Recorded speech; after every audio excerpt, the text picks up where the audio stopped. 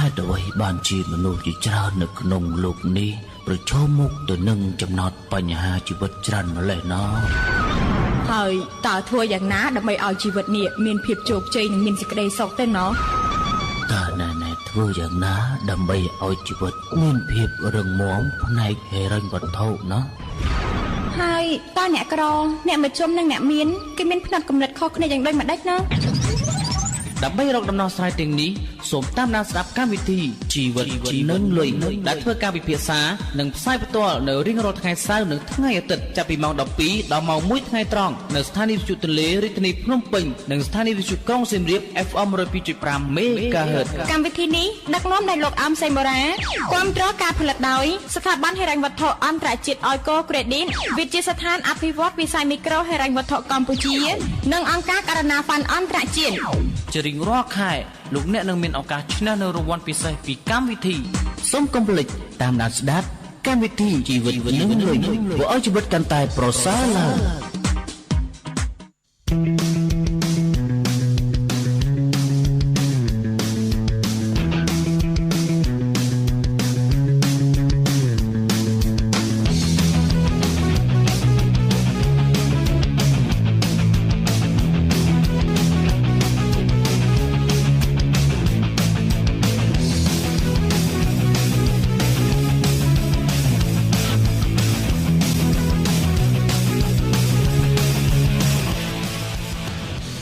ចា៎នេះខ្ញុំចិត្រាគឺជាអ្នកសម្របសម្រួលនៅក្នុងកម្មវិធីជីវិតនឹងលុយសូមលំអរកាយគ្រប់ជំរាបសួរពុកម៉ែបងប្អូនព្រមទាំងប្រិមិត្តយើងទាំងអស់ដែលកំពុងតែតាមដានស្ដាប់កម្មវិធីជីវិតនឹងលុយជាទីស្រឡាញ់រាប់អានចា៎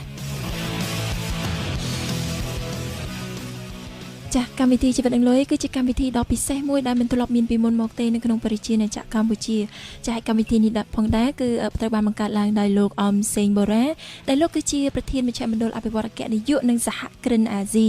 ចាស់នឹងទទួលបានការឧបត្ថម្ភគាំទ្រពីសំណាក់ស្ថាប័នហិរញ្ញវត្ថុអន្តរជាតិ Oiko Credit វិជាស្ថានអភិវឌ្ឍវិស័យមីក្រូហិរញ្ញវត្ថុកម្ពុជានិងអង្គការការណាហ្វាន់អន្តរជាតិ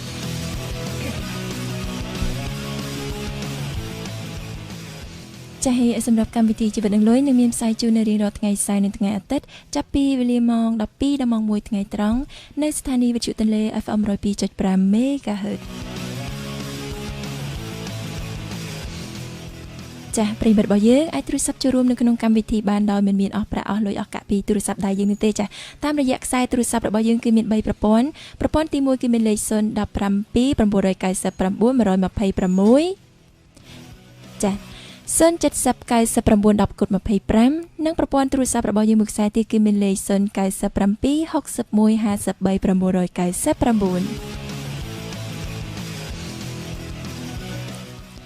999ចា៎សប្តាហ៍នេះផងដែរគឺជាសប្តាហ៍ថ្មីមួយទៀតហើយដែលប្រិមិត្តរបស់យើងមានឱកាសនៅក្នុងការ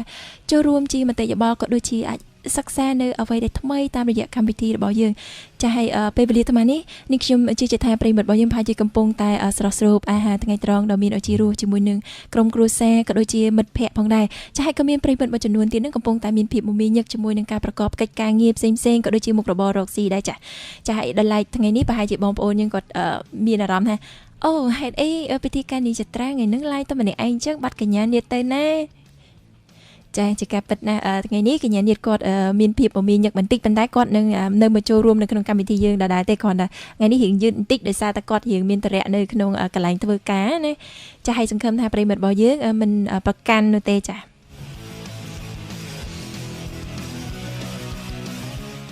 ចា៎ជាការពិតណាស់តែសប្តាហ៍នេះកម្មវិធីជីវិតនឹងលុយនឹងមានអ្វីថ្មីដើម្បីចែករំលែកទៅដល់ប្រិយមិត្តរបស់យើងដែលតែងតែនិយមគាំទ្រក៏ដូចជាពេញចិត្តចំពោះកម្មវិធីជីវិតនឹងលុយដែរទៅចា៎សម្រាប់ប្រិយមិត្តរបស់យើងដែលគាត់គឺជា fan ក៏ដូចជាគឺជាប្រិយមិត្តដែលតែងតែនិយមគាំទ្រកម្មវិធីជីវិតនឹងលុយហើយបាន like ទៅលើ page របស់កម្មវិធីជីវិតនឹងលុយ Life and Finance page ប្រហែលជាគាត់បានដឹងទេថាអ្នកណាទៅគឺជាវាគ្មិនកិត្តិយសនៅក្នុងសប្តាហ៍នេះហើយតើសម្រាប់កម្មវិធីរបស់យើងនឹងជជែកពិភាក្សាពាក់ព័ន្ធទៅនឹងប្រធានបទអ្វីចា៎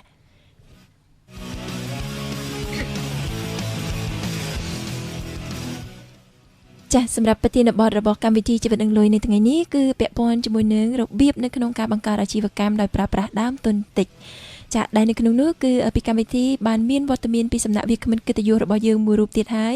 ដែលលោកស្រីមានឈ្មោះថាលោកស្រីសៃសូភាហើយលោកស្រីមានតួនាទីគឺជាអគ្គនាយិកានៅសាលា World International School ចាស់កុំឲ្យប្រិយមិត្តរបស់យើងទន្ទឹងរង់ចាំយូរអនុញ្ញាតធ្វើការសម្ដែងសម្ដែងជាមួយនឹងវាគ្មិនកិត្តិយសរបស់យើងបន្តិចសិនចាស់ជំរាបសួរចាជំរាបសួរអូនចាស់សុខសប្បាយទេបងភីចាសុខសប្បាយចុះអូនវិញចាសុខសប្បាយដូចគ្នាយ៉ាងម៉េចដែរកញ្ញានាងសុខសប្បាយអត់ចាសុខសប្បាយចាឃើញយើងសងំណាកញ្ញានាងសុខគាត់សុខសប្បាយដែរចាហើយថ្ងៃនេះកញ្ញានាងរៀងយឺតបន្តិចដោយសាររវល់ផងមែនទេថ្ងៃនេះរវល់បន្តិចការងារច្រើនចាសូមអធិស្ឋានផងចំពោះបងចត្រាហើយចំពោះវិគុណពិសេសហើយសូមអធិស្ឋានចំពោះប្រិយមិត្តទាំងអស់ផងព្រោះដោយសារតែរៀងរវល់ហត់ទៅនេះស្ដាប់សលេងទៅដឹងហត់ហើយរត់ឡើងមកមិញហ្នឹងរត់ឡើងតាមចដើផងម្ដងចឹងអត់មានលេងអីគេលោតកពស់អីបន្តិចណាចដើឡើងម្ដង2កម្មអីចង់និយាយថាអញ្ចឹងអត់2ទេបងចត្រា3កម្មអូណាត់កញ្ញានាងដែរចាស់ឲ្យត្រឡប់ទៅបងភីវិញបងភីបងភាសាអាហារថ្ងៃត្រង់ហើយនៅបងហើយអូនហើយចុះអូនវិញចានៅឯបងព្រោះឲ្យទៅខ្ញុំមួយនាតតចាំដល់ចប់កម្មវិធីបានយើងបានអញ្ជើញទៅចាហើយមួយរយៈនេះចំពោះកិច្ចការងាររបស់បងគិតថាមានភាពមមាញឹកច្រើនទេបងរវល់ច្រើនទេបងចាមួយរយៈនេះបងមានការរវល់ច្រើនហើយមួយទៀតសៅរ៍អាទិត្យអត់បានសម្រាយត្រូវការបរៀនបន្ថែមចំណេះដឹងក្នុងវិស័យការយើងប្រកបអាជីវកម្មហ្នឹងអូនអូចាហើយជាការពិតណាកម្មវិធីជីវិតនឹងលុយយើងតែងតែអញ្ជើញចូលរួមពីវាគ្មិនពិសេសជាពិសេសគឺវាគ្មិនជានារីចាបកែឆ្នាំចាថ្ងៃនេះបងភីបានខ្លាយទៅជានារីឆ្នាំប្រចាំកម្មវិធីជីវិតនឹងលុយមួយទៀតហើយសម័យមើលបងភីមើលទៅគាត់ក្មេងមែនតែននិយាយទៅប្រហោះរូបបើសិនគឺដាក់រូបវិញគឺក្មេងជាងចត្រែទៀតប៉ុន្តែតួនាទីរបស់បងគឺជាអគ្គនាយិកានៅក្នុងសាលា World International School ចាហើយនៅពេលនេះក៏ចង់អនុញ្ញាតឲ្យបងភីគាត់បានណែនាំខ្លួនក៏ដូចជាបង្ហាញនៅជីវប្រវត្តិខ្លះៗទៅដល់ប្រិយមិត្តដែលស្ដាប់របស់យើងប្រហែលជាគាត់ចង់ដឹងពីច្រើនចង់ដឹងពីប្រវត្តិខ្លះៗរបស់បងភីណាតាពីជីវិតជូរចត់យ៉ាងម៉េចខ្លះហើយមកដល់បច្ចុប្បន្នតើបងបានឆ្លងកាត់អីខ្លះហើយជោគជ័យអីខ្លះហើយជាពិសេសហ្នឹងបើសិនជាអ្នកដែលគាត់បានឃើញនៅក្នុង page វិញគាត់នឹងមានការភ្ញាក់ផ្អើលដោយសារតែឃើញបងភីគាត់ក្មេងហើយប្រកាសជាចង់ដឹងពីជីវប្រវត្តិរបស់បងភីអញ្ចឹងអនុញ្ញាតបងភីជួយណែនាំខ្លួនទៅដល់ប្រិយមិត្តរបស់យើងបន្តិចទៅហើយអនុញ្ញាតឲ្យបងបានបង្ហាញពីជីវប្រវត្តិខ្លះៗដើម្បីដឹងថាតើបងភីអញ្ជើញមកពីខាងណាសក្តានុពលខាងណាដែរហើយបានឆ្លងកាត់ការលំបាកអ្វីខ្លះចាអរគុណអូនការពិតទៅបងជាអ្នកខេត្តពោធិ៍សាត់ចាជាអ្នកខេត្តពោធិ៍សាត់បងនេះចាជីវភាពនៅក្នុងគ្រួសារនោះលូតលាស់ឡើងនៅគ្រួសារមួយដែលក្រីក្រទេចាពីតូចនោះលំបាកមែនតែនព្រោះម៉ាក់ប៉ាក៏អត់សូវមានលុយហើយរៀនបដាជួយមើលការលក់ដូរចាគឺនៅលក់ដូរតាមចិត្តលបងតឡាការនៅខេត្តពោធិ៍សាត់ណាអូចាហើយជួយគាត់ចឹងទៅជួយបដារៀនបដាដល់រៀនតាមពិតបងក៏រៀនបានខ្ពស់ប៉ុន្មានដែររៀនត្រឹមថ្នាក់ទី10ទេចាដល់ហើយគិតថាការនោះមានមិត្តភ័ក្តិ 4-5 នាក់ហើយមិត្តភ័ក្តិហ្នឹងក៏គេសិតតែកូនអ្នកមានអញ្ចឹងណាចាដល់ពេលហើយបងមានអារម្មណ៍ថាខ្មាស់គេហើយបើគិតថាចង់ប្រកបអាជីវកម្មក៏យើងអត់អាចប្រកបអាជីវកម្មឯបានព្រោះម៉ាក់ប៉ាយើងអត់មានទុនចាត្រឹមត្រូវចាហើយយើងក៏ដឹងថាយើងត្រូវប្រកបអីដែរចាអ្វីដែលជាកម្លាំងចិត្តឲ្យបងនឹងគិតថាអាចជួយខ្លួនបងបានដើម្បីជាផុតពីភាពខ្មាស់គេហ្នឹងគឺបងមានតែមួយយ៉ាងឯងដែលអាចជួយបងបានគឺការខំរៀនបងនេះចានៅពេលដែលបងរៀនហ្នឹងបងយ៉ាងម៉េចដែរបងចូលចិត្តមុខវិជ្ជាអីជាងគេហើយធ្លាប់សម័យទេថាទៅពេលដែលបងរៀនចប់ហើយតើបងចង់ធ្វើការអីអញ្ចឹងណាចាការហ្នឹងគឺម៉ាក់បងចាការហ្នឹងបងក៏អត់ដឹងថាត្រូវរៀនដើម្បីអីដែរដឹងថាគាត់ប្រាប់ថាកូនណាទៅរៀនចាខំរៀនទៅបានធ្វើការព្រោះឥឡូវកាលហ្នឹងបងចូលរៀនភាសាចិនបងចេះចិនចាម៉ាក់បងថាកូនណាឥឡូវនៅពេញគេត្រូវការឬអ្នកចេះភាសាអ្នកបកប្រែធ្វើការតាមរោងចក្រឲ្យបកឲ្យចិនអញ្ចឹងណាកូនឯងខំរៀនដល់ពេលខ្ញុំឮអញ្ចឹងគឺខ្ញុំខំរៀនមែនរៀនរហូតតតែសាវចាងជាយុសាលាផងបងណាគាត់មានការពេញចិត្តមួយបងពេលដែលគាត់ជីកាត់កន្លែងម៉ងលក់នំហ្នឹងជួយអីវ៉ាន់ណាគាត់ឃើញបង ម៉ោងណាក៏បងរៀនបងមានពេលតនេគឺដាក់ចិត្តថាត្រូវតែរៀនដើម្បីផ្លាស់ប្ដូរខ្លួនឯងចាអូនេះគឺជាកម្លាំងជំរុញគឺបងនិយាយទៅអត់ចង់ពេលហ្នឹងគឺបងអត់ចង់រកស៊ីដូចជាម៉ាក់ឯងមែនទេបងអត់ចង់ពិបាកដូចប៉ាម៉ាក់ឯងមែនទេអត់ទេព្រោះខ្មាស់គេ ចាឃើញគេពាក់កៅអៅស្អាតឃើញគេមានម៉ូតូជិះទៅសាលាបងជិះកង់អញ្ចឹងបងមានអារម្មណ៍ថាខ្មាស់គេបងតូចចិត្តទេនៅពេលហ្នឹងដូចជាមិនតូចចិត្តអីទេប៉ុន្តែមានអារម្មណ៍ថាចង់ផ្លាស់ប្ដូរខ្លួនឯងហើយចម្បងគឺខ្មាស់គេតែម្ដងហើយត្រូវធ្វើមិនដើម្បីផ្លាស់ប្ដូរជីវភាពរបស់បងចាចុះបកទៅនេះបន្តិចបើថានៅក្នុងជីវប្រវត្តិរបស់បងភីដដែលទេព្រោះចង់ដឹងបន្តិចដោយសារតែបងថាបងរៀនបាននៅត្រឹមថ្នាក់ទី10នៅពេលហ្នឹងអញ្ចឹងមានន័យថាបងសម្រាប់ថាបងបោះបង់ចោលការសិក្សាចោលមកធ្វើការនៅភ្នំពេញឬក៏យ៉ាងម៉េចបងនៅពេលហ្នឹងពេលហ្នឹងបងបានបន្តទៅរៀនចិនវិញពេលដែលបងរៀនចិនចប់ថ្នាក់ទី6នៅសាលាចិនហ្នឹងចាបងក៏សុំមកបន្តរៀននៅភ្នំពេញព្រោះបងយល់ឃើញថាអត្រានៃការរកការងារបានធ្វើគឺនៅទីក្រុងភ្នំពេញចាទូលាយជាងអញ្ចឹងហើយបងក៏សម្រេចចិត្តសុំគាត់មកភ្នំពេញប៉ុន្តែជាអកុសលអីដូចជានៅតែលំបាកអញ្ចឹងព្រោះគាត់ឲ្យមករៀនដល់មករៀនមកនៅផ្ទះយាយរៀនមិនតាន់បានប្រហែលខែផងនៅផ្ទះនោះចោលលួចកោះផ្ទះអស់លុយលេងអូចាវេទនាមែនតែនពេលហ្នឹងចឹងដល់ពេលហ្នឹងបងមានវិធីសាស្ត្រដោះស្រាយយ៉ាងម៉េចទៅបងបើសិនជាទៅក្នុងករណីហ្នឹងថាឥឡូវអស់មានលេងមានអ្វីនៅជាប់ខ្លួនទៀតហើយចឹងពេលហ្នឹងបងមានវិធីសាស្ត្រយ៉ាងម៉េចដើម្បីជំរុញពួកបច្ចុប្បន្ននិយាយទៅបងដូចជាជំទាវមួយរូបដែរណាគឺជាស្ត្រីដែលជោគជ័យហើយដូចជំទាវអញ្ចឹងគាត់ឆ្លងកាត់កិច្ចការងារជាច្រើនចាអញ្ចឹងចង់ឲ្យបងចែករំលែកដើម្បីបងប្អូនយើងដទៃទៀតដែលកំពុងស្ដាប់ហ្នឹងគាត់អាចនឹងនៅក្នុងស្ថានភាពបែបនេះដែរគាត់អាចនឹងរកឃើញនៅដំណោះស្រាយនៅល្អក៏ដូចជាពេលខ្លះអាចលើកទឹកចិត្តពួកគាត់ឲ្យគាត់ខំប្រឹងបន្តទៀតអញ្ចឹងណាបងចាអូនដល់ពេលបងមិនរៀននៅភ្នំពេញហ្នឹងចោលលួចលុយអត់មានលុយរៀនទេចាមានលុយរៀនប៉ុន្តែដោយសារតែនៅសាលាកាលនោះបងរៀននៅសាលាខ្វាងសៀវចារៀនហ្នឹងយើងមានបង់6ខែម្ដងឬ1ឆ្នាំម្ដងអញ្ចឹងណាដល់បងបានបង់លុយចូលរៀនហើយបងមករៀនអញ្ចឹងបងស្វែងរកសាលាណាដែលគាត់ដូចជាអង្គការអីមួយអញ្ចឹងយើងទៅរៀនអត់ទៅរៀនទៅអត់ត្រូវការបង់ប្រាក់អីផ្សេងៗនេះចាអត់ត្រូវបង់ប្រាក់ហើយមួយទៀតនាយកសាលានៅខ្វាងសៀវហ្នឹងគាត់ក៏មានចំណាប់អារម្មណ៍ឃើញយើងសបល់ខ្មៅអីចឹងខំរៀនចិនអីចឹងហើយការបញ្ចេញសម្លេងផងយើងក៏បានល្អអញ្ចឹងគាត់ជួយចាហើយសូម្បីតែគ្រូបន្ទប់ថ្នាក់ក៏គាត់ជួយដែរហើយរហូតតបងបានធ្វើតែងសេចក្តីចិនធ្វើអីហ្នឹងទៅគេចុះកសែតគេឲ្យលុយឲ្យអីយើងបន្ថែមចាពេលយើងធ្វើបានល្អគេយកកម្រងដែលយើងតែងហ្នឹងគេយកទៅចុះកសែតហើយគេគិតរាប់អក្សរគិតលុយឲ្យយើងអញ្ចឹងណាអូយវាកែមែនទេចាអញ្ចឹងមានន័យថាបើសិនជាទៅសេកាន់តែវែងអញ្ចឹងចំណូលយើងបានហ្នឹងហើយកាន់តែវែងតែសំខាន់អត្តន័យល្អហើយការប្រើកិរិយាសព្ទឬក៏គេហៅវេយ្យាករណ៍ណាវេយ្យាករណ៍ត្រឹមត្រូវអីអញ្ចឹងទៅគឺគាត់អាចនឹងទទួលបានអត្ថប្រយោជន៍ច្រើនណាអញ្ចឹងចាប់ពីពេលហ្នឹងទៅបងជីវិតបងបន្តទៀតយ៉ាងម៉េចតែទៅបងចាដល់ពេលហ្នឹងហើយបងនឹកឃើញថាត្រូវតែជួយដូចថាអត់អាចរៀនបន្តបានទៀតទេរៀនបាននៅរៀនសាលាចិននៅភ្នំពេញហ្នឹងបានប្រហែល1ឆ្នាំជាងចា1ឆ្នាំជាងប៉ុន្តែពេលហ្នឹងខំមែនតែនខំទាំងអង់គ្លេសទាំងចិនសឹងតែអត់ហ៊ានគេងណាពេលដែលបងគេងបិទភ្នែកពេលណាបងនឹកឃើញតែសម័យជីវភាពនៅពោធិ៍សាត់ហើយដឹងទាំងម៉ោងពេលដែលម៉ាក់បងគាត់កំពុងធ្វើអីខ្លះចាដូចថាម៉ោងពេលព្រឹកម៉ោង6ជាងអញ្ចឹងពួកបងត្រូវតែងើបហើយជួយអញ្ជូនអីវ៉ាន់គាត់ពីផ្ទះអញ្ចឹងយកមកដាក់លក់តែពេលល្ងាចម៉ោង5អីត្រូវជូនទៅវិញអញ្ចឹងអាពេលអារម្មណ៍អស់ហ្នឹងហើយបងអត់តែនឹកឃើញដូចជំរុញបងឲ្យត្រូវតែប្រឹងព្រោះអាណិតពួកគាត់ចាបានន័យថាបើសិនជាយើងស្រឡាញ់ឪពុកម្ដាយ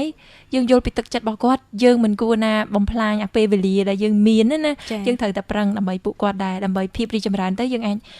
ជាទីពឹងយើងអាចជួយហើយម្យ៉ាងគឺមិនចង់ធ្វើឲ្យពួកគាត់អស់សង្ឃឹមចាគឺពេលហ្នឹងទឹកចិត្តបងគឺពេលហ្នឹងបែបហ្នឹងមែនទេបងចង់និយាយថាអត់ចង់ឲ្យគាត់អស់សង្ឃឹមណាអត់ចង់ឲ្យគាត់អស់សង្ឃឹមហើយមួយទៀតភ័យខ្លាចតែរៀនហើយអត់អាចរកការងារធ្វើបានដើម្បីជួយពួកគាត់វិញចាចុះត្រឡប់ទៅបទពិសោធន៍បច្ចុប្បន្នរបស់បងវិញព្រោះយើងឲ្យលាយចម្រុះគ្នាបន្តិចឲ្យគ្រប់រសជាតិទៅណាបងបច្ចុប្បន្ននេះបងគឺជាអគ្គនាយិកានៅខាងសាលា World International School ចង់ជំរាបសួរទៅបងថា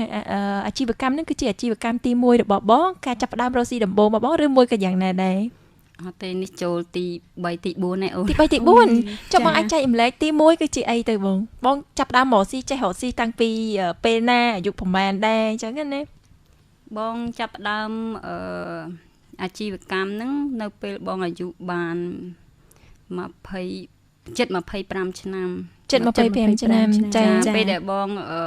រៀបការជាមួយគ្រួសារបងហើយអញ្ចឹងបានកូនមួយហើយអញ្ចឹងបងអង្កេតឃើញថាមុខរបររបស់គ្រួសារបងហ្នឹងកាលមុនបងក៏ធ្វើការដែរបងធ្វើការឲ្យដល់ពេលបងមានកូនបងក៏សម្រាកទៅចាសម្រាកទៅពេលដែលឃើញមុខរបររបស់គ្រួសារបងហ្នឹងគាត់ការហ្នឹងគ្រាន់តែជាអ្នកគុកជេរដីទេចាអញ្ចឹងបងអង្កេតឃើញថារបរហ្នឹងគឺអត់ថិតថេរចាជួនក៏មានជួនក៏អត់ចាពេលមានភ្ញៀវទៅបានលុយទៅចាដល់ពេលយើងអត់ភ្ញៀវទៅអត់លុយអញ្ចឹងបងគិតថាអត់បានទេតើតរកអីមួយដើម្បីជួយគ្នាចាហើយជាលក្ខណៈធម្មជាតិផងបងអត់ចេះទំនេរផងចាអត់ចេះទំនេរហើយចូលចិត្តគឺរឿងការងាររកស៊ីមកតាំងពីតូចមកទម្លាប់យើងលក់នំលក់ស្ករគ្រាប់លក់អីរហូតតាំងពីទូចមកហើយអញ្ចឹងដងតាំងពីទូចចាអូនអញ្ចឹងពីដំបូងដែលបងចាប់ផ្ដើមអាជីពហ្នឹងគឺជាអាជីពអីដែរបងកាលហ្នឹងបងបើកដំបូងលក់គ្រឿងសំណង់បងចានៅស្រុកនៅផ្សារអង្គស្នួលយើងចាប៉ុន្តែទ្រង់ទ្រាយល្មមដែរទេណាបងណាចាទ្រង់ទ្រាយល្មមដែរព្រោះអាចយើងចង់និយាយថាយើងអាចយកអវ៉ាន់គេអីមកខ្លះអីខ្លះអញ្ចឹងពេលដែលមានគេទិញយើងបង្វិលឲ្យគេខ្លះអញ្ចឹងណាបងណាចាបង្វិលទៅបង្វិលមកព្រោះយើងលក់ហ្នឹងអាចជឿគេមកបានចាត្រូវព្រោះអីមុខរបរអញ្ចឹងប៉ុន្តែសរសើរឲ្យព្រោះចង់និយាយថាដូចអ្នកខ្លះវិញគាត់អត់ហ៊ាននៅក្នុងការបោះជំនាញទៅរកស៊ីព្រោះគាត់បារម្ភខ្លាចមានបញ្ហាថ្ងៃមុខចាចង់ដឹងថាហេតុអីបានជាសម្រេចចិត្តដំបូងលក់គ្រឿងសំណង់ដោយសារតែជាទូទៅគឺមនុស្សស្រីគឺអត់សូវចូលចិត្តជើងការអាចថាចង់និយាយថាធម្មតាអញ្ចឹងគាត់អាចចូលចិត្តតាក់ទងមួយសម្រាប់គាត់អាចបើកហាងកាយឬក៏ធ្វើអីលក់កៅអែលក់ស្បែកជើងអញ្ចឹងណាចាអូនអរគុណព្រោះកាលហ្នឹងសម័យហ្នឹងហាងឆេងដីវាឡើងក្រឹកក្រែងណាចាហើយអញ្ចឹងឃើញប្រជាជនគាត់មានលុយច្រើនគាត់អាចសង់អញ្ចឹងណាអញ្ចឹងមកមើលទៅបើលក់គ្រឿងសំណង់ល្អចាឲ្យយើងគាត់ប្រកែសង្កេតទៀតចាហើយបន្ទាប់ពីលក់គ្រឿងសំណង់ហ្នឹងហើយតើបងចាប់ផ្ដើមអាជីពអីបន្តទៀតបន្ទាប់ពីហ្នឹងចាលក់គ្រឿងសំណង់ហ្នឹងហើយចេះតែបែកមានភ្ញៀវចិនមានភ្ញៀវអីគាត់មកទិញអីវ៉ាន់អញ្ចឹងចេះតាក់តងមួយគាត់អញ្ចឹងណាចាតាក់តងមួយគាត់ទំនាក់ទំនងដាក់អីវ៉ាន់ចុះឡើងទៅគាត់ក៏ឲ្យយើងនឹងជួយធ្វើផ្ទះជួលធ្វើអីហ្នឹងធ្វើផ្ទះជួលក៏អត់មានលុយដែរខ្ចីធនាគារយកមកធ្វើប៉ុន្តែគាត់យើងគុណចែកមើលទៅថាយើងអាចចំណេញចាយើងអាចចំណេញអត់ហើយ5ឆ្នាំទៅវាយើងមិនដល់ពេលយើងមើលឃើញថាអាចបានយើងក៏ចាប់ដើមសហការមួយពួកគាត់ទៅធ្វើផ្ទះជួលធ្វើអីពួកគាត់អញ្ចឹងណាចាអូយមិនធម្មតាបងភៀនលុះចង់និយាយថាអញ្ចឹងណាពួកគាត់ហ៊ានបថុយបឋានប៉ុន្តែមិនមែនបថុយបឋានទេព្រោះអីគាត់លក់គ្រឿងហ្នឹងគាត់ដឹងហើយអញ្ចឹងមិនយើងអាចបវល់ហើយអញ្ចឹងគាត់ចូលរបៀបនៃការគិតបងអីគិតថាចំណេញហ្នឹងគេគិតរបៀបម៉េចបងខ្ញុំចង់ដឹងទៀតដល់ពេលអញ្ចឹងចង់ឲ្យស៊ីយំរើទៀតចង់និយាយថាគាត់ថាហេកូនបោកដកមើលទៅអាចចំណេញអីអញ្ចឹងមួយថ្ងៃបកកាយរៀបផែនការអ្វីដែលនេះខ្ញុំស្ដាប់មើលទៅស្ងោចសរសើរគឺគិត5ឆ្នាំទៅមុខទៀតថាមិនវិញចាមិនគិតមួយឆ្នាំឬក៏មួយថ្ងៃពីរថ្ងៃមួយខែពីរខែទៅមុខគិត5ឆ្នាំទៅមុខចាបងគិតរបៀបម៉េចបងអាចចែកម្លែកតិចឃើញអីទៅចាបានតាមពិតអូនបើអ្នកគេបើមកបងដឹងមកទល់ឥឡូវបានបងដឹងថាការដែលយើងបើកអាជីវកម្មមួយត្រូវតែមាន business plan ប៉ុន្តែបងការសម័យហ្នឹងបងអត់ដឹងថាអ្វីដែលជា business plan នេះអ្វីដែលជាការផែនការអាជីវកម្មចាហើយអ្វីជាផែនការអាជីវកម្មនេះបងគិតហ្នឹងគ្រាន់តែថាជារបៀបធម្មតាក្បាច់ស្រីឥឡូវបងឯងជួយបង្ហាញអាក្បាច់ស្រីនឹងតិច5ឆ្នាំហ្នឹងដោយសារតែគេកុងត្រា5ឆ្នាំចាគេកុងត្រាមួយយើង5ឆ្នាំហើយគេកក់លុយយើង1ឆ្នាំអូអញ្ចឹងបងយកលុយកក់ហ្នឹងដើម្បីធ្វើជាទុននៅក្នុងការទិញអីវ៉ាន់មកសាងសង់មែនទេអូឆ្លាតមែនទែនចាទិញអីវ៉ាន់មកសាងសង់ហើយយើងលូនយើងកម្ចីពីធនាគារខ្លះទៅហើយបុកផ្សំនឹងយើងលក់គ្រឿងសំណង់ស្រាប់តម្លៃចាយវានៅក្នុងការទិញសម្ភារៈហ្នឹងក៏មិនសូវជាអស់ច្រើនប្រហែលចាព្រោះយើងមានរបស់ស្រាប់ហើយចាហើយណាមួយអំឡុងពេលដែលគេជួលហ្នឹងពេលដែលបងធ្វើបដាហ្នឹងគេមានឲ្យឈ្នួលឬក៏យ៉ាងម៉េចទេឬក៏ចង់និយាយថាតើយើងធ្វើចេញជារូបរាងហើយអីហើយបានគេគិតលុយឈ្នួលឲ្យយើងចាដំបងគេកក់លុយយើងតែមួយឆ្នាំឯអូនចាដល់ពេលយើងហើយជាស្ថាពរបានគាត់កក់លុយយើងគាត់មិនកក់អីគាត់បង់ជាដើមខែយើងចឹងទៅប៉ុន្តែបងបានគិតរួចហើយថាទោះបីជាយើងធ្វើហើយនេះក៏មែនប៉ុន្តែយើងអត់អាចខាតទេយើងចំណេញអត់ខាតទេព្រោះបងគិតទៅថាលុយដែលបងខ្ចីគេមកហ្នឹងនឹងលុយដែលបងប្រមូលពីខាង ក្រុមហ៊ុនគេហ្នឹងគឺយើងអាចយកទៅបង់ ទូទាត់គ្នាបាន ទូទាត់មួយធនាគារហើយយើងអាចសល់តិចតួច អូសល់ទៀតប៉ុន្តែបងធ្លាប់មានអារម្មណ៍មួយភ័យថាទៅពេលដែលធ្វើឲ្យចប់កុងត្រា5ឆ្នាំហ្នឹងអាចអត់មានអ្នកជួលបន្តទៀតទេបងធ្លាប់មានអារម្មណ៍បែបហ្នឹងទេអត់មានទេបងអូនព្រោះរោងចក្រនៅម្ដុំនឹងច្រើនយើងមើលឃើញ ទោះបីជាអត់ពួកគាត់មកនេះតែយើងសម្លឹងឃើញថាយើងអាចមានអតិថិជនបន្ថែមទៀតចាអូនចា អូឃើញថាយើងសម្ភាសបងស្រីយូរមែនតើហើយគិតថាបងភាដូចលើកទី1ទៀតអាចយើងមានអារម្មណ៍ដូចជាហត់ខ្លះអីខ្លះព្រោះគាត់ប៉ុន្តែអត់ភ័យទេមើលទៅអត់ភ័យទេគាត់បងស្រីគាត់ជំនាញគាត់រឹងមាំហើយបើស្គិនគាត់មិនរឹងមាំគាត់មិនអាចឈានមកដល់ថ្ងៃនឹងបានទេមែនទេញ៉ានេះចាឥឡូវនេះប៉ុន្តែយើងចង់ឲ្យវាគ្មានកញ្យុរបស់យើងបានសម្រាប់បន្តិចសិនចាចង់បំបែអារម្មណ៍ប្រិយមិត្តរបស់យើងទៅជួបជាមួយនៅរឿងខ្លីរបស់យើងបន្តិចសិនចា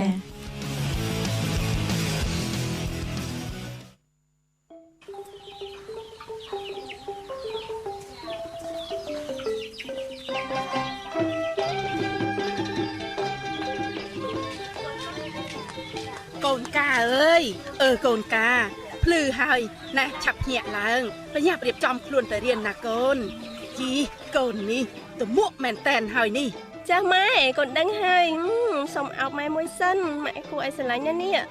ជីកូននេះធំប៉ុណ្ណឹងហើយនៅតែធ្វើម្ញាក់ម្ញក់ដូចជាកូនក្មេងទៀតយីកូននេះតើឆាប់រៀបចំខ្លួនទៅម៉ែទៅរៀបចំឲ្យញ៉ាំណាចាស់ម៉ែ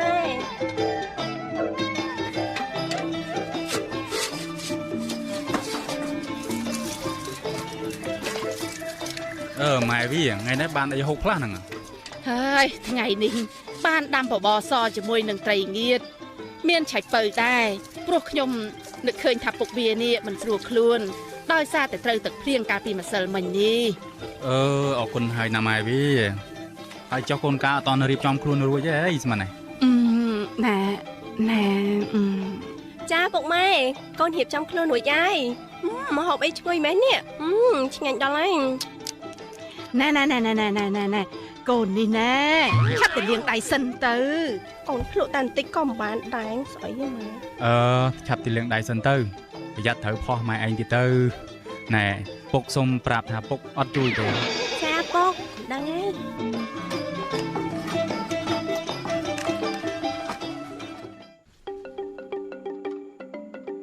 ពុកវានេះណែថ្នាំយកទៅទុកញ៉ាំទៅហើយនេះមួកបើកបរឲ្យមានការប្រុងប្រយ័ត្នផងណាឯងមិនអីទេម៉ែវាសាលារៀននិងកន្លែងធ្វើការនៅជិតនេះដែរទេថ្ងៃនេះមិនបាច់ពាក់ក៏បានដែរព្រោះបងនេះដូចជាឈឺក្បាលណាតោះកូនយើងឆាប់ទៅជិតដល់ម៉ោងហើយប្រយ័ត្នទៅមិនទាន់ណាចាពុកម៉ែកូនជំរាបលា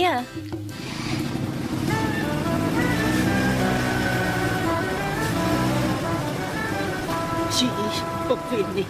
ពិតជារឹងមែននិយាយអត់ស្ដាប់សោះរឹងតែតឹងម្នាក់ឯងចាប់នេះ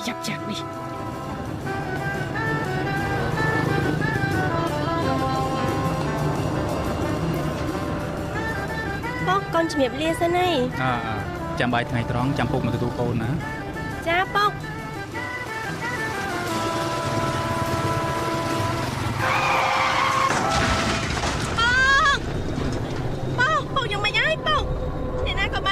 ជួយពុកខ្ញុំផងឆាប់ឡើងអ្នកណាក៏បានដែរឆាប់ឡើងពូមីងជួយឲ្យឡានប៉ែតឲ្យពុកខ្ញុំតិចមកពុកខ្ញុំមិនឲ្យបងពុកឆាប់ក្រោកឡើងបងជួយអត់អីទេបងជួយឲ្យឡានប៉ែតមីងពូជួយឲ្យឡានប៉ែតឲ្យខ្ញុំតិចមកពុកខ្ញុំអត់អីទេមែនទេបងពុកក្រោកឡើង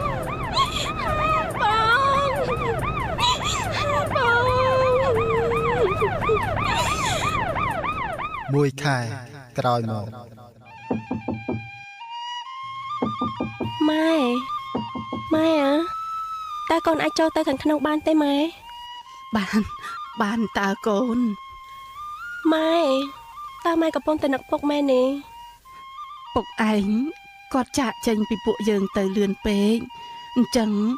ម៉ែនៅធ្វើចិត្តមិនទាន់បានទេកូនម៉ែធ្វើត្បិតតែរូបកាយពុកបានចាក់ចេញពីពួកយើងមែនតែម៉ែដឹងទេ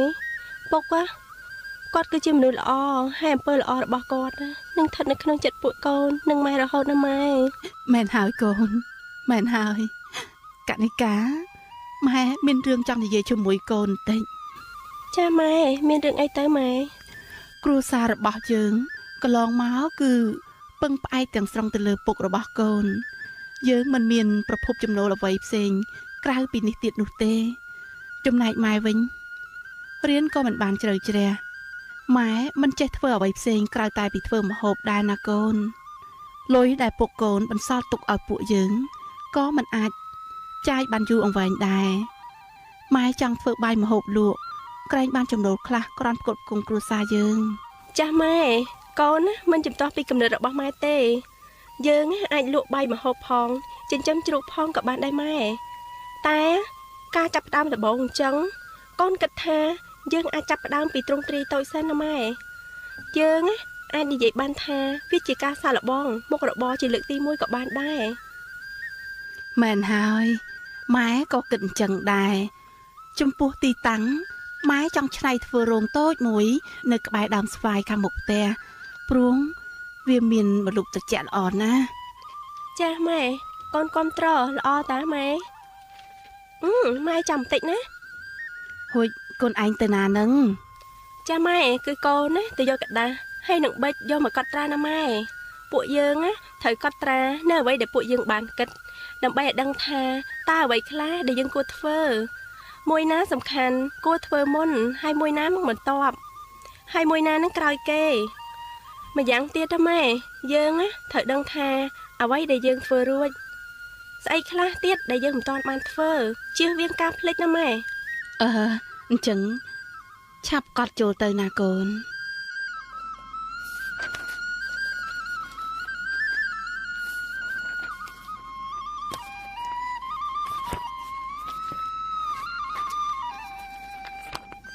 ឥឡូវនេះកូនបានកត់ត្រារួចរាល់ហើយអញ្ចឹងយើងត្រូវនាំគ្នាគិតវិញទៀតថាតើធ្វើយ៉ាងណាដើម្បីឲ្យសកម្មភាពនេះវាចេញជារូបរាងបានហើយយើងមានដើមទុនគ្រប់គ្រាន់ទេអូកូននឹកឃើញម៉ែសម្រាប់រោងបាយកូនគិតថាយើងមិនចាំបាច់ចំណាយលុយទិញឈើធ្វើថ្មីទៀតទេព្រោះយើងដូចជានៅសល់ឈើនិងស័ង្កសីខ្លះកាលពីមុនណាពេលដែលយើងរស់ផ្ទះចាស់របស់យើងនោះយើងអាចជ្រើសរើសយកតែអាណាល្អ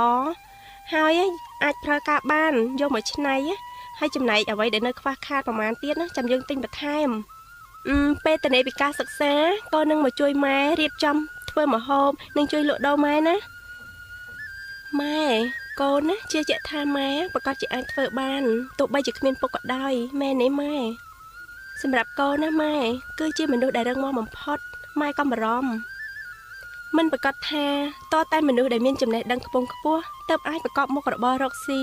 ទទួលបាននៅជោគជ័យទេម៉ែស្ត្រីសម័យនេះណាគឺមិនមែនបង្វិលចង្ក្រានមិនចុំដោយការពីមុននោះទេសំខាន់ណាគឺយើងត្រូវចេះស្គាល់ខ្លួនរបស់យើងឲ្យច្បាស់ថាយើងពូកែធ្វើអីចូលចិត្តអ្វីហើយចេះច្នៃធនធានអ្វីដែលយើងមានស្រាប់នឹងឲ្យមានប្រយោជន៍ការចាប់ផ្ដើមមុខរបររកស៊ីមិនមែនតតែមានលុយទាំងដុំយកមកធ្វើទៅរកស៊ីបានទេម៉ែការរកស៊ីគឺសំដៅទៅលើការមានគំនិតចេះគិតចេះគូរចេះរៀបចំផែនការចេះកត់ត្រាមានភាពប៉ិនប្រសប់ឆ្លាតវៃហើយនឹងមានការច្នៃប្រឌិតល្អហើយកូនម៉ែសប្បាយចិត្តណាស់ដែលកូនស្រីម៉ែនេះចេះគិតបែបនេះបើពុកកូននៅរស់នោះគាត់ប្រកាសជាមានមោទនភាពណាស់ដោយសារកូន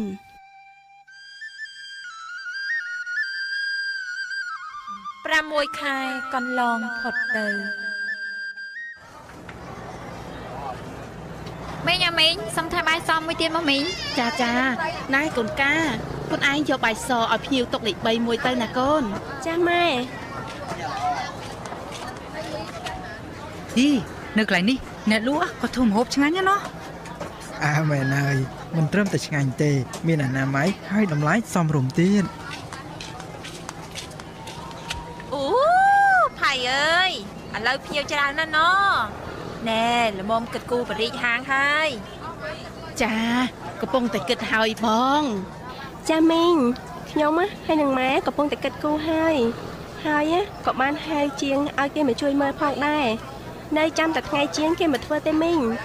ឃើញបែបនេះណាខ្ញុំសប្បាយចិត្តខ្លាំងណាស់ហើយឯងពិតជាប្រកែមែនខ្ញុំនេះវាល្ងឹតល្ងងឲ្យតរស៊ីអីចេះចេះអូយទៅមិនកើតទេហើយខ្ញុំនេះក៏វាមិនចេះអីដែរអាការងាររកស៊ីអីបែបនេះនោះទុកឲ្យប្រុសទៅព្រោះគេវាឆ្លាតជាងយើងតាមពិតកាលពីមុនខ្ញុំគិតថាស្ត្រីមិនអាចធ្វើអីបានក្រៅតែពីនៅផ្ទះមើលថែកូននិងធ្វើម្ហូបតែប៉ុណ្ណោះតែឥឡូវនេះខ្ញុំដឹងហើយថាការគិតបែបនេះវាគឺជាកំហុសខុសឆ្គងដ៏ធំបំផុតសម្រាប់គ្រួសារមួយស្ត្រីក៏ដូចជាបុរសដែរមិនមានអ្នកណាឆ្លាតជាងអ្នកណានោះទេបងម្យ៉ាងទៀតយើងមិនអាចរំពឹងចាំតែចំណូលពីមកប្រភពនឹងទេរួចចុះបើថ្ងៃណាមួយអ្នករកចំណូលនឹងគាត់មានបញ្ហាអីទៅតើគ្រួសារបងនឹងទៅជាបែបណាណែខ្ញុំនិយាយនេះគ្មានគោលបំណងចង់ប្រដៅបងទេណាបងហើយក៏មិនមែនមានន័យថាខ្ញុំឆ្លាតជាងបងអីនោះដែរតែខ្ញុំគ្រាន់តែចង់ឲ្យបងពិចារណាឡើងវិញស្ត្រីក៏អាចធ្វើការនិងប្រកបរបរបានដូចជាបុរសដែរម្យ៉ាងវិញទៀតមនុស្សយើងទាល់តែហ៊ានគិតហ៊ានធ្វើទើបវិចេញជាលទ្ធផលបានខ្ញុំយល់ហើយផៃចាប់ពីថ្ងៃនេះទៅខ្ញុំនឹងយកផៃធ្វើជាគំរូរបស់ខ្ញុំហើយខ្ញុំនឹងធ្វើជាស្ត្រីដែលមានតម្លៃនៅក្នុងគ្រួសារនិងជាប្រយោជន៍សម្រាប់សង្គមជាតិរបស់ខ្ញុំអូណែអូផៃអើយខ្ញុំភ្លេចទៅណែឪវានឹងកំពុងតែចាំបាយហើយអ្នកលាសិនហើយណាគួយការអ្នកផៃលាហើយចាទៅចាស់បងចាមីសុខសប្បាយ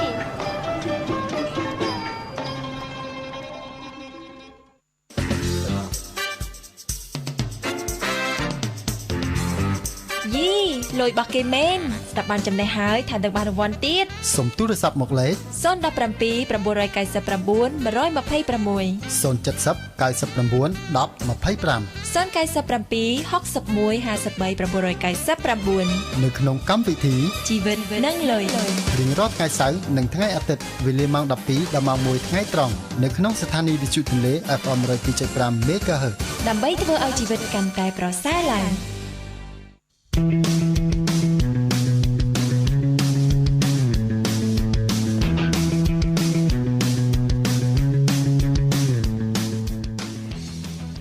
សូមស្វាគមន៍សាយថ្មីមកកម្មវិធីជីវិតនឹងលុយវគ្គទី2ចា៎ហើយសម្រាប់ប្រិមិត្តរបស់យើងអាចទូរស័ព្ទចូលរួមនៅក្នុងកម្មវិធីក៏ដូចជាសាកសួរសំណួរខ្លះៗទៅដល់វាគ្មិនកិត្តិយសរបស់យើងតាមរយៈខ្សែទូរស័ព្ទមាន3ប្រព័ន្ធទី1គឺមានលេខ017 999 126 070 99 10 25ចឹងនឹងប្រព័ន្ធរបស់យើងមួយខ្សែទៀតគឺមានលេខ097 61 53 999ចាជាការពិតណាស់ឲ្យអំបញ្ញមិញហ្នឹងគឺយើងបានសាកសួរសំណួរបងវាច្រើនមែនទែនចាឲ្យតកតងជាមួយនឹងអាជីវកម្មផ្សេងៗក៏ដូចជាបទពិសោធន៍មួយចំនួនប៉ុន្តែចង់សួរទៅបងភាបន្ថែមទៀតតើមូលហេតុអីឬក៏កត្តាអីខ្លះដែលជំរុញឲ្យបងហ៊ានប្រកបអាជីវកម្មច្រើនអញ្ចឹងណាមានពីសំណង់ផងហើយឥឡូវនេះធ្វើផ្ទះកុងត្រាជាមួយគេនឹងដើម្បីជួលអីគេទៀតចាកត្តាសំខាន់នោះគឺបងបានទទួលការគ្រប់គ្រងពីគ្រួសារបងអូបងប្រុសហ៎ចាហើយមួយទៀតក៏គាត់ផ្ដល់ភាពកក់ក្ដៅដល់ក្រុមគ្រួសារហើយបងអត់មានអារម្មណ៍ថាគាត់អាចនឹងទៅបាយឆ្វេងព្រោះពេលដែលមនុស្សស្រីយើងម្នាក់ដែលយើងមានការទុកចិត្តទៅលើប្តីយើងអាចប្រមូលអារម្មណ៍យើងបានល្អទៅធ្វើអីផ្សេងៗទៀតអញ្ចឹងណាសម្រាប់ focus ផ្ដោតទៅលើអាជីពរបស់យើងបើសិនជាយើងមួយថ្ងៃអង្គុយគិតហ្នឹងប្តីចេញទៅមិនដឹងយើងធ្វើអីអាហ្នឹងក៏យើងពិបាកនឹងជោគជ័យក្នុងអាជីវកម្មរបស់យើងនីមួយៗដែរចាអូនិយាយទៅគុណសម្បត្តិហ្នឹងទៅលើបងប្រុសដែរបងប្រុសគឺអ្នកនៅឈរពីក្រោយឯងបងចាឈរពីក្រោយដ៏ធំបំផុតណាចាប៉ុន្តែនាងខ្ញុំចាប់អារម្មណ៍មួយព្រោះថាបងមានប្រសាសន៍មុនហ្នឹងប្រាប់ថាបងហ្នឹងដំបូងឡើយរកស៊ីអាជីវកម្មគឺបើកលក់គ្រឿងសំណង់លក្ខណៈទ្រង់ទាយល្មមដែរព្រោះយើងរកស៊ីដំបូងអញ្ចឹងយើងមិនអាចថាទៅវត្តធំតែម្ដងទេប៉ុន្តែបន្ទាប់ពីហ្នឹងបងកំពុងតែរកស៊ីសំណង់ហ្នឹងស្រាប់តែមានអ្នកមកកុងត្រាឲ្យធ្វើផ្ទះជួលឲ្យទៀតហើយបងធ្វើឲ្យជួលឲ្យគេទៀតហើយរហូតមកដល់អាជីពទី3របស់បងហ្នឹងគឺជាអគ្គនាយិកានៅសាលាមត្តេយ្យសាលាបតីផងសាលាបឋមផងមែនទេបងចាំ primary school ដែរអញ្ចឹងចង់សួរបងបន្តិចអ អាជីពទាំង3ហ្នឹងមិនមែនបងឈប់ពីអាជីពហើយមកចាប់តែសាលាទេឬក៏យ៉ាងម៉េចបងឬមួយក៏នៅទាំងអស់ចានៅទាំងអស់អូននៅទាំងអស់ចាអូចឹងមានន័យថាបងនៅលក់គ្រឿងសំណង់ផងបងនៅបន្តធ្វើទេសជួលឲ្យគេនឹងផងហើយនៅមានអាជីពជាសាលាទៀតប៉ុន្តែនឹងខ្ញុំឲ្យបងសួរពីក្រោយមិញហ្នឹងមិនមែនមានតែប៉ុណ្្នឹងទេដូចជាមានអីផ្សេងជាងហ្នឹងច្រើនមានផ្សេងជាងហ្នឹងច្រើនទៀតចាអូអញ្ចឹងមិនដឹងថាពេលវេលាគាត់បែងចែកយ៉ាងម៉េចឲ្យគ្រប់គ្រងអាជីវកម្មហ្នឹងរបៀបម៉េចទៅបងចាក្នុងការគ្រប់គ្រងអាជីវកម្មកន្លែងខុសៗគ្នាហើយយើងជាម្ចាស់តែមួយហ្នឹងចាគឺបងបានបែងចែកកូនចៅយើងនៅតាមក្រោមនៅពីក្រោមយើងហ្នឹងឲ្យកាន់ផ្សេងគ្នាចាយើងរកអ្នកណាដែលយើងអាចទុកចិត្តបានចាដើម្បីជួយកាន់ការងារឲ្យយើងចាអូមានន័យថាយើងធម្មតាយើងអត់អាចទៅកាន់ខ្លួនឯងទាំងអស់ទេប៉ុន្តែម្ដងមកកាបងនៅតែទៅមើលដែរមែនទេបងដល់មកកាលអីយើងទៅបន្តិចអីដឹងដំណើរការដល់ណាហើយអីចឹងណាទៅមើលអូនទៅមើលចាឥឡូវដោយសារតែមុនហ្នឹងបងបានបង្ហាញពីរស់ស៊ីលក់គ្រឿងសំណង់លក់អីដោយសារតែពេលហ្នឹងបងគិតថាអត់អាចដំពឹងចំណូលមួយមុខឯងចង់ជួយបងប្រុសដែរអញ្ចឹងណាប៉ុន្តែចង់សាកសួរទៅបងមួយទៀតដោយសារតែអាជីវកម្មឃើញបងរើសហ្នឹងសិតតែមានហេតុផលរើសការលក់គ្រឿងសំណង់ហ្នឹងដោយសារតែគាត់មើលឃើញថារយៈពេលហ្នឹងគឺដីឡើងថ្លៃហើយបងប្អូនយើងគាត់អាចលក់ដីអីចឹងហើយគាត់លក្ខណៈសាងសង់ផ្ទះអីហ្នឹងក៏ច្រើនអញ្ចឹងតម្រូវការមានច្រើនចុះចំណែកការបង្កើតសាលាវិញតើហេតុអីបានជាបងសម្រេចចិត្តជ្រើសរើសយកការបង្កើតសាលាព្រោះបើគិតតែអាជីពមានច្រើនណាស់តែហេតុអីបានជាបង្កើតសាលារៀនហ្នឹងចាទី1ក្នុងចិត្តបងហ្នឹងស្រឡាញ់វិស័យការអប់រំនេះស្រាប់ដោយសារតែបងហ្នឹងខ្លួនបងផ្ទាល់យើងកាលហ្នឹងរៀនអត់បានចំចាដល់អញ្ចឹងសុបិនហ្នឹងនៅតងតាមបងរហូតជួនកាលនៅយល់សពថាទៅប្រឡងថ្នាក់ទី12មួយគេទៀតចាហេដោយសារតែហេតុហ្នឹងហើយឬមួយក៏មានមូលហេតុអីបន្ថែមទៀតមួយមូលហេតុបន្ថែមទៀតដោយសារតែបងយល់ឃើញថាប្រទេសកម្ពុជាយើងឥឡូវមានការរីកចម្រើនខ្លាំងហើយឪពុកម្ដាយដែលជាអាណាព្យាបាលសិស្សហ្នឹងគាត់យកចិត្តទុកដាក់ទៅលើវិស័យការអប់រំកូនមិនអត់ដូចពីមុនទេចាហើយបងផ្ទាល់ហ្នឹងក៏មានកូនតូចដែរកូនដល់តែ3នាក់ដែលអាចចូលរៀនបានចាដល់ពេលបងគិតថាបើបើកសាលាខ្លួនឯងក៏ល្អដែរព្រោះយើងអាចបានមើលកូនមើលអីហើយអាចដឹងថាការបរៀនហ្នឹងគេបរៀនយ៉ាងម៉េចយើងអាចយកចិត្តទុកដាក់ចំពោះកូនយើងនិងកូនអ្នកដទៃដែរព្រោះក្នុងនាមយើងជាម្ដាយគេដែរចាហើយចូលបងគិតថាការបង្កើតសាលាហ្នឹងមានការលំបាកទេបងនៅពេលដែលបង្កើតហ្នឹងចាមានការលំបាកអូនព្រោះវិស័យអប់រំហ្នឹងបងមិនសូវជាចេះប្រមាណទេតែគាត់ថាយើងស្រឡាញ់ហើយយើងមើលថាទីផ្សារឥឡូវបើសិនជាយើងបើកល្អយើងអាចជួយដល់សង្គមផងយើងអាចជួយដល់ក្មេងៗបណ្ដុះបណ្ដាលក្មេងៗអញ្ចឹងណាដល់ហើយបងថាបើចង់បើកសាលាមួយដែលបានគុណភាពល្អលុះត្រាតែយើងមានក្រុមការងារយើងនឹងល្អចាដល់ពេលហ្នឹងបងចាប់ផ្ដើមគិតរកនាយកសាលាប្រមូលក្រុមយើងមកអ្នកណាដែលគាត់មានបទពិសោធន៍អីចឹងយើងចេះសម្លឹងមើលអញ្ចឹងណាចាតែតាមដែលនាងខ្ញុំបានទៅសម្ភាសក៏ដូចជាទៅមើលទីតាំងផ្ទាល់របស់ខាងបងសុភាណាគ្រូរបស់គាត់សិតតែជាគ្រូបរទេសអត់មានគ្រូខ្មែរលើកឡើងតែមុខវិជ្ជាខ្មែរទេដែលជាគ្រូខ្មែរប៉ុន្តែបើក្រៅពីហ្នឹងគាត់ដូចជាមានចង់និយាយមតីគាត់ហ្នឹងមានតាំងពីមុខវិជ្ជាផ្សេងទាំងអស់មានតាំងពីភាសាចិនមានតាំងពីភាសាអង់គ្លេសមានភាសាខ្មែរដាក់បញ្ចូលដែរមែនទេបងហើយមានដូចជាមានបរៀនជាមុខវិជ្ជាផ្សេងទៀតមែនទេបងអាចត្រួសតិចបានទេបងមានដូចជាមុខវិជ្ជាអីគេខ្លះចាក្នុងហ្នឹងកម្មវិធីសិក្សាយើងហ្នឹងយើងមិនមែនបរៀន focus ទៅលើភាសាតែមួយមុខទេចាយើងមានរៀបរៀងជាកម្មវិធីមុខវិជ្ជាផ្សេងហ្នឹងដូចជាគណិត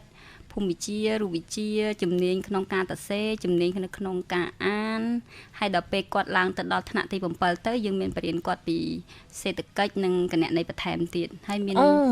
មានច្រើនជាងនឹងទៅទៀតចាធម្មតាគណនេយ្យយើងត្រូវទៅរៀននៅមហាសាកលវិទ្យាល័យចានៅមហាវិទ្យាល័យអីបានមានវគ្គហ្នឹងប៉ុន្តែតាមទស្សនៈរបស់បងភៀនហ្នឹងគឺគាត់បានបញ្ចូលកម្មវិធីសិក្សាហ្នឹងយ៉ាងហោចណាស់ឲ្យក្មេងៗដឹងខ្លះចាដើម្បីឲ្យគាត់ហ្នឹងអាចមានគំនិតតកតងជាមួយនឹងហិរញ្ញវត្ថុគេថាបើយើងចង់ខ្លាយទៅជាអ្នកមានតើយើងយល់ឬក៏ចេះពីតួលេខឬក៏ដឹងពីគណនេយ្យទាំងអស់ហ្នឹងហិរញ្ញវត្ថុហ្នឹងចេះពីរបៀបប្រើបានយើងអាចបកកែក្រោយពីដឹងត្រួសត្រាំអំពី ចឹងនិយាយថាពីសាលាបងអញ្ចឹងខ្ញុំចង់ដឹងថាពូដោយសារតែជាទូទៅធ្វើជាឪពុកម្ដាយឬក៏អីអញ្ចឹងគឺត្រូវតែធ្វើមកចង់ឲ្យកូនរៀនសាលាដែលល្អអញ្ចឹងទៅរកសាលាដែលទុកចិត្តអញ្ចឹងបងមានវិធីអីដើម្បីធ្វើឲ្យគេទុកចិត្តធ្វើឲ្យអាណាព្យាបាលទុកចិត្តឲ្យមករៀនណាបងមួយទៀតកញ្ញានេះបងតាមអ្វីដែលបងដឹងណាសើបណាលួចសើបក្រៅដែរអត់ឲ្យបងភាដឹងទេព្រោះកន្លងមកហ្នឹងឬសូថាសាលាបងភាហ្នឹងអត់ដែលផ្សព្វផ្សាយពាណិជ្ជកម្មទេប៉ុន្តែតាំងពីគាត់បើគាត់បើកបានមួយខែហ្នឹងគឺចាប់ដើមសិស្សមកបដាតែម្ដងអូមានប្រិមិត្តយើងចាអូអាឡែងតែចែកសូមអនុញ្ញាតសំណេះសំណាលប្រិមិត្តយើងបន្តិចសិនចាអាឡូជំរាបសួរអាឡូចាអនុញ្ញាតសូមស្គាល់ឈ្មោះផងឈ្មោះសុភារិទ្ធក៏ពីក្នុងកងទៅចាអរគុណច្រើនចាបងសុធារិទ្ធមានអីដើម្បីចែករំលែកឬក៏សាកសួរសំណួរទៅកាន់វិក្កាមពិសេសដែរបងបាទសូមជម្រាបសួរដល់បងស្រីវិក្កាមចាជម្រាបសួរអូនចាខ្ញុំបានស្ដាប់អ្វីដែលបងបានចែកចាយទៅបទពិសោធន៍ខ្ញុំរំភើបចិត្តហើយក៏កោតសរសើរចំពោះការតស៊ូរបស់បងស្រីមែនទែនចាអរគុណអូនហើយអ្វីដែលបងស្រីបានឆ្លងកាត់មកនេះវាបង្ហាក់បង្ហាញនឹងជីវិតរបស់ខ្ញុំខ្លះដែរទាក់ទងការតស៊ូទាក់ទងការអប់រំហើយខ្ញុំចូលចិត្តខ្លាំងមែនទែនទាក់ទងការអប់រំហ្នឹងចាហើយអត់មានយោបល់អីច្រើនទេគាត់ថាចង់កោតសរសើរចំពោះការតស៊ូរបស់បងស្រីនិងសមិទ្ធផលរបស់បងស្រីបានធ្វើហើយចង់ស្ដាប់ពិសោធន៍ហើយនឹងទទួលការណែនាំច្រើនខាងទៀតពីបងស្រីនឹងការខ្ញុំបានចង់ជួយបង្កើតសាលាឬក៏ផ្នែកសិក្សាអប់រំនេះដែរគាត់ថាព័ត៌មានដែលខ្ញុំទទួលបានតាមវិទ្យុចឹងវាអត់ទៅលំអិតទេគាត់បានចោះធំចាចង់បានលំអិតបន្ថែមទៀតមែនទេបងធីរិទ្ធចាហ្នឹងហើយលំអិតបន្ថែមទៀតដើម្បីជួយកំណត់ខ្ញុំក្នុងការset up នៅពេលអនាគតដែលខ្ញុំចង់ធ្វើចាអរគុណច្រើនបងធីរិទ្ធដោយសារតែម៉ោងយើងរៀងខើចបន្តិចបងអធិស្ឋានផងសង្ឃឹមថាបងធីរិទ្ធអើយដូចជាបងធីរិទ្ធដូចជាធ្លាប់ចូលកម្មវិធីយើងច្រើនដងហើយចាអញ្ចឹងអរគុណចំពោះការគាំទ្រអើយនិយាយទៅចំពោះវាគ្មិនពិសេសក្នុងថ្ងៃនេះមិនធំតែពិធីការនេះឯងសូម្បីតែប្រិមិត្តក៏មានចំណាប់អារម្មណ៍ចាមានចំណាប់អារម្មណ៍ចាតាមពិតយើងចង់ជជែកជាមួយនឹងបងធីរិទ្ធយូរបន្តិចប៉ុន្តែអធិស្ឋានដោយសារតែម៉ោងយើងពេលយើងឥឡូវយើងនៅសល់តែ6នាទីទៀតទេហើយយើងមានកិច្ចសំណេះសំណាលជាច្រើនជាមួយនឹងវាគ្មិនកិត្តិយសរបស់យើងនៅមិនទាន់ចប់ដល់ឡើយអញ្ចឹងអធិស្ឋានបងប្រហែលជាឱកាសក្រោយគឺយើងនឹងអញ្ជើញបងសភាចូលទៀតគឺថាមិនមែនជាលើកទី1ហើយលើកចុងក្រោយឯងថានៅមានបន្តទៀតមានលើកទី2ទី3ទី4ទៀតចាឥឡូវចង់បន្តមិញបន្តិចដោយសារតែយើងជជែកអត់ទាន់ចប់ណាកញ្ញានាងតេតងជាមួយនៅអ្វីដែលបងគាត់ចែកម្លែកពីតើតើថាសាលារបស់គាត់ហ្នឹងគឺអត់មានធ្វើការផ្សព្វផ្សាយទេគឺអតិថិជនគឺគាត់មកតែម្ដងឪពុកម្ដាយសិស្សណាហើយមកហើយលក្ខណៈគាត់តគ្នាបន្ថែមទៀតមិនได้ហៅឧទាហរណ៍ថាកញ្ញានាងនាំកូនមករៀនហើយឃើញពីគុណភាពឃើញពីនេះទៅផ្សព្វផ្សាយបន្តប្រាប់បងប្អូនសាច់ញាតិអីមកនេះអ្វីដែលខ្ញុំលួចសើពីក្រោយបងភាណាបងភាអត់ដឹងទេចាចង់ដឹងថាបងភាមិនដឹងថាមានវិធីសាស្ត្រអីព្រោះសាលាឥឡូវបង្កើតច្រើនមែនតើតើបងមានលក្ខណៈពិសេសអីដែលបងគិតថាអាចតាក់ទាញឪពុកម្ដាយឲ្យគាត់មកម្នាក់ហើយនាំមកម្នាក់ទៀតណាចាអរគុណអូនចាការពិតទៅក្នុងការគ្រប់គ្រងសាលារៀននិងការបង្កើតសាលារៀនហ្នឹងគឺបងបាន focus ទៅលើចំណុច3ចាទី1គឺគុណភាពក្នុងការអប់រំល្អចាប្រព័ន្ធការបង្រៀនល្អចាដោយយើងក្នុងនោះយើងយកស្តង់ដារតាមសិង្ហបុរីប្រទេសសិង្ហបុរីចាហើយយើងមានបរិញ្ញាបត្រទៅ3ភាសាត្រូវតម្រូវតាមទីផ្សារនឹងឥឡូវដល់3ភាសាតម្រូវចាំបាច់ជាត្រូវការប្រើចានិយាយថាយើងសិស្សដែលចូលរៀនហ្នឹងម្នាក់ចេះមួយភាសាឬក៏ម្នាក់ចង់ចូលរៀនមកចេះទាំង3តែម្ដងចាគឺយើងបង្រៀនគាត់ទាំង3ភាសាហ្នឹងតែម្ដងចាំមានថា3ភាសាក្នុងពេលតែមួយចំណេញណាញ៉ានៀតបាច់ទៅបញ្ជូនកូនទៅរៀនហើយចេះតែអង់គ្លេសខ្មែរហើយទៅរៀនសាលាចិនផ្សេងទៀតទេមកនេះចេះទាំងចិនទៀតចាចុះចំណុចទី2គឺអ្វីទៀតទៅបងចាទី2គឺគុណភាពគ្រូចាយើងអញ្ជើញគ្រូដែលមានបទពិសោធន៍ក្នុងការបង្រៀនហើយនឹងគ្រូដែលគាត់អាចបរៀនឲ្យសាលាយើងនឹងបានយូរឆ្នាំពួកគ្រូបរទេសដឹងស្រាប់អីនៅស្រុកខ្មែរនឹងមិនមែនជាប្រទេសរបស់គាត់អញ្ចឹងគាត់ឆាប់ ជួនកាលគាត់ឆាប់ត្រឡប់ទៅវិញអញ្ចឹងណាចាចប់បេសកកម្មគាត់អញ្ចឹងទៅគាត់ទៅវិញអញ្ចឹងទៅយើងត្រូវមានកងត្រាមួយគាត់ច្បាស់លាស់បញ្យល់គាត់ឲ្យគាត់យល់ហេតុផលដែលគាត់មកបរៀននៅសាលាយើងចង់ឃើញអីយើងចង់បានអីពីគាត់ចាយើងមិនមែនថាមកបរៀនតែមួយមុខទេយើងត្រូវគិតដល់អនាគតក្មេងៗមិនអាចមកបរៀនតាម6ខែឬ1ឆ្នាំអីឈប់អញ្ចឹងក្មេងៗក៏គាត់ពិបាកនឹងចាប់យកអញ្ចឹងយើងលើកទឹកចិត្តគាត់ថាបើមកយើងកុំបរៀនយកតលុយយើងត្រូវគិតអនាគតក្មេងចាបរៀនដោយប្រើសេចក្តីស្រឡាញ់ចាចំណុចទី3គឺអ្វីទៅបងចាចំណុចទី3គឺយើងផ្ដល់ទំនុកចិត្តទៅដល់អាណាព្យាបាលសិស្សចាបើសិនជាយើងមានគុណភាពល្អហើយមេដាបៃតាសិស្សគាត់ទុកចិត្តទៅលើយើងនេះហើយគឺជា marketing ដែលនិយាយពីមាត់មួយទៅមាត់មួយចាការផ្សព្វផ្សាយពាណិជ្ជកម្មពីមាត់មួយទៅមាត់មួយចាតាមពិតទៅពីកម្មវិធីគឺសោកស្ដាយមែនទែនចង់សម្ភាសបន្តទៀតប្រហែលជាថាចង់ថែម1ម៉ោងនេះទៀតណាដើម្បីសម្ភាសបងភាប៉ុន្តែឥឡូវនេះអត់ទាន់អស់ទេឥឡូវនេះអស់ម៉ោងមែនទែនហើយទុកតែបន្តិចទៀតបងអូពេនឹងគាត់នឹងស្រែកមកឥឡូវចាអញ្ចឹងចង់ដឹងថាបងគឺមានសារអីចុងក្រោយដើម្បីតាមមុននឹងបញ្ចប់កម្មវិធីចាអាចតិចតួចទៅព្រោះម៉ោងយើងរៀងគៀកហើយចាជាសារចុងក្រោយនេះបងសូមផ្ដាំផ្ញើដល់អ្នកធ្វើអាជីវកម្មទាំងអស់ចាក្នុងការធ្វើអាជីវកម្មអ្នកណាក៏ជួបការលំបាកដែរក៏ប៉ុន្តែការលំបាកទាំងអស់គឺសុទ្ធតែមានដំណោះស្រាយចាយើងកុំឲ្យបោះបង់ចោលដោយឆាប់រហ័សយើងត្រូវដោះស្រាយបោះជំហានទៅមុខចាយើងព្យាយាមដោះស្រាយវាបន្តិចម្ដងកុំទាន់អាចបោះបង់ជួនកាលយើងទៅជួបឧបសគ្គ1 2យើងគិតថាអូឈប់ហើយហត់បាក់វេទនាធ្វើការគេស៊ីវៈខែវិញស្រួលជាងចាអូនចាអស់ហើយបងចាអរគុណច្រើននៅគណៈពេលនេះពីកម្មវិធីក៏អនុញ្ញាតសូមថ្លែងអំណរគុណយ៉ាងជ្រាលជ្រៅដល់បងភាដែលផ្ដល់កិត្តិយសធ្វើជាវាគ្មិនកិត្តិយសចែករំលែករបស់ពិសោធន៍ទៅដល់ប្រិយមិត្តរបស់យើងតាមរយៈកម្មវិធីជីវិតនឹងលុយហើយដដែលណាពេញសម្បត្តិដដែលថាបងភានឹង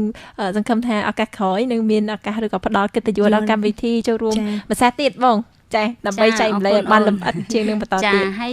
អរគុណដល់បងសុធារិទ្ធដែរដែលគាត់បានចាប់អារម្មណ៍ចាខ្ញុំក៏អាចផ្ដល់ជាយោបល់ខ្លះក្នុងការគាត់ចង់បើកសាលាអាចតាក់ទងមកខ្ញុំបានចាព្រោះខ្ញុំក៏ចង់លើកទឹកចិត្តឲ្យប្រជាពលរដ្ឋខ្មែរយើងទាំងអស់គ្នានឹងគាត់